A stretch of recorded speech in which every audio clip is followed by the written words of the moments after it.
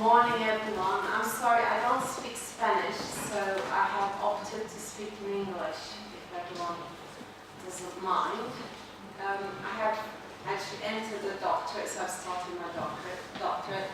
And this study is part of my PhD research, in which I examine the process employed in the construction of the thematic structures of two violin sonatas, Opus 14 by Leopoldo Nuñez, composed in 1884, and Opus 78 by Johann Brahms, 1878, considering the use of developing variation techniques.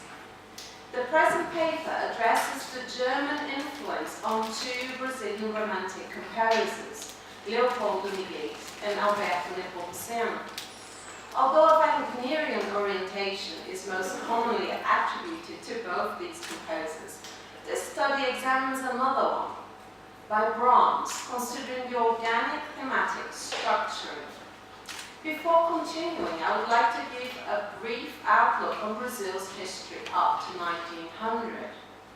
Brazil was discovered in 1500, and during the next 3 centuries it was a colony of Portugal. In 1808, when Napoleon's army invaded Portugal, the royal family and its entire court decided to move to Brazil. When Napoleon was eventually defeated in 1815, Portugal's king decided to return and left his son, Pedro de Alcântara, ruling. In 1822, Pedro proclaimed independence from Portugal and became the first Brazilian emperor. 67 years later, the monarchy was substituted by the republic. This study context relates to this transitory period of change of political regime that represented a brief moment of German influence on Brazilian classical music. It's interesting to remark that there were reflex of various European musical orientations during the Brazilian history. In the colonial period, by the Viennese composers, especially Haydn; during the monarchy, Italian opera; and the above-mentioned brief period of German influence in the first years of the Republic, soon substituted by the strong French orientation that formed the modernist and nationalist generation of composers, such as Villa-Lobos, that predominated in the first half of the 20th century. Returning to the period studied, let's look at some of its contextual aspects. The Republicans had a project for modernizing Brazil. They considered that the years of the empire represented a stagnation period compared with what happens in other countries in South America. Brazil was the only case of monarchy in the continent. In this sense, the positivism ideals introduced by Auguste Comte, deriving from the Enlightenment period and French Revolution, became especially attractive to the new regime. The principal points of the positivism were human valorization in opposition to the divine, in consequence imposing a secular vision against the church predominance; objectivity, order, progress, and discipline; reinforcement of the scientific thought and of the empiricism. All these aspects can be associated with the German culture of the time, which became a kind of ideal to be achieved by the Brazilian Republicans.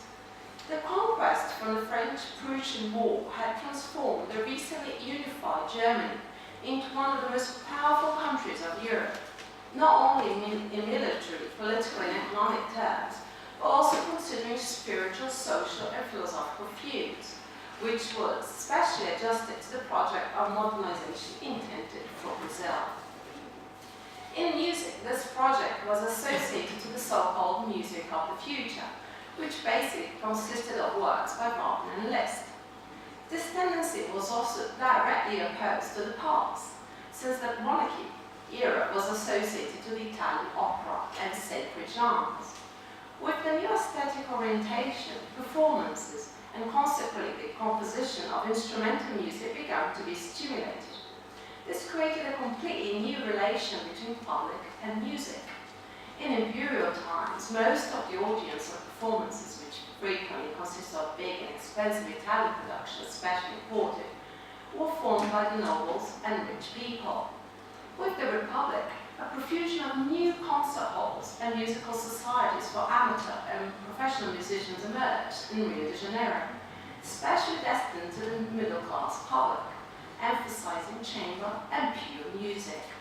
So a new category of music clubs emerged in Rio's cultural scenery. The theoretical basis of the present study derives from the trend of organicism, whose philosophical origins can be traced back to Plato and Aristotle.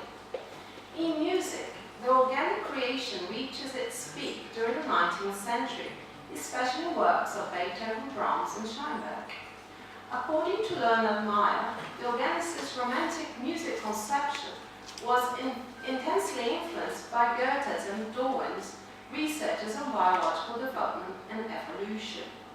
It's associated to some aspects of the 19th century zeitgeist, for example, gradual transformation, the opposition between becoming and being, etc. Deeply influenced by the organicist conception of musical creation, Arnold Schoenberg elaborated the principles of Grundgestalt and developing variation from the analysis of the works of his declared masters, in particular those of Beethoven and Brahms, and from his own compositional practice. A Grundgestalt denotes a basic group of musical elements, which in an ideal case forms the entire basis of the construction of a musical piece. Developing variation is ultimately the way by which the basic material is used for the construction of the whole, through a gradual and organic growth. In other words, this process corresponds to the application of variation over variation, producing lineages of forms derived from the Grundgestalt elements. These two concepts form the basis of the analytical methodology used in disciplined analysis of my research. I'll now introduce the romantic Brazilian composers, Alberto de Nepomuceno and Leopoldo Miguez, and two of their works in which the employment of developing variation techniques were detected. Alberto de Nepomuceno lived for some time in Rome and Berlin, where he studied composition with Heinrich Hessenberger, a close friend of Brahms. According to Norton Dudek, it was probably from his teacher that Nepomuceno assimilated part of the Brahmsian thematic development treatment. In spite of this, he is normally known as influenced by the so-called New German School. He composed many operas, pieces for piano solo, songs, and chamber music for various formations, among which is his third string quartet. Dudek analyzed the first movement of this work under the perspective of derivative relations. This is its Grundgestalt, which is segmented into three basic elements, A, B, and C. Here are some excerpts of Dudek's analysis, where we can perceive progressive elaborations of these basic elements, including the detection of new motifs, D in this case, which emerges from the gradual transformational process. Let's listen to a little bit.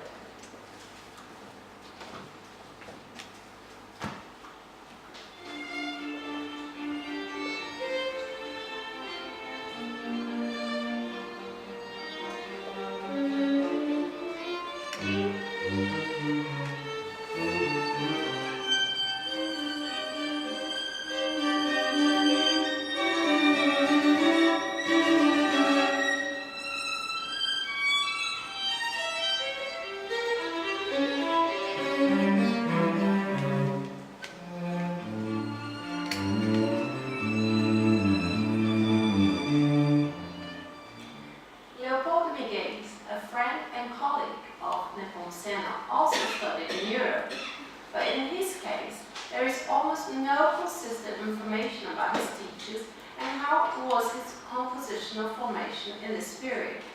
Like Nepomuceno, he is normally recognized as strongly influenced by German music, notably by Wagner and Liszt. According to my own research, based on the derivative analysis of Miguel's violin sonata, it's also possible to propose another source of influence, the organicist Austro-German tradition, represented especially by Brahms. The analysis revealed that the themes of this movement were mainly constructed from progressive variation of a group of 6 basic musical elements present in the first 4 bars, formed Marcus Grüner Gestalt. Let's listen to a little.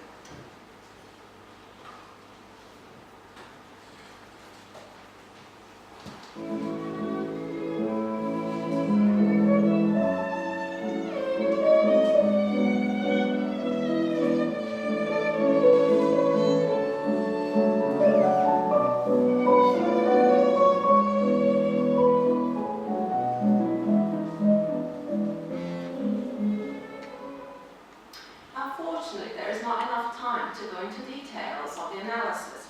However, here we have a graph which shows a summary of the formal structure of the derivative analytical model adopted in my research. Basically, it considers two levels of operation, one abstract and the other concrete. The abstract level takes into consideration just one isolated musical domain, which can in this case be intervallic or rhythmic. This slide presents a brief example of the application of the analytical model used in my research in the exam of the first 9 measures of the piece. The following slides present some genealogical schemes. The first displays the 17 basic concrete motivic unities built from abstracted variations. In turn, these unities become the basis for further variation. Here are the main lineages considered in the analysis of number 1, 2, and 13. Finally, this chart gives a global view of the 8 themes of movement and the respective varied blocks used to form them. This is an alternative form of display. The different colors refer to the origins of each motivic elaboration. As it can be observed, some of them overlap, indicating hybrid formations. Concluding, while most of the musicological studies affirm that Vigesis and Nepomucen's music were almost completely orientated by the so-called New German school, specifically by Wagner and Liszt, a more careful examination suggests the influence could also be from another German source, the formalist organicist tradition, especially represented by Brahms. This view is supported by the results of the two analyses presented that reveal a notable economic and organic thematic structure. Analysis of further works can be done to confirm this tendency. Gracias.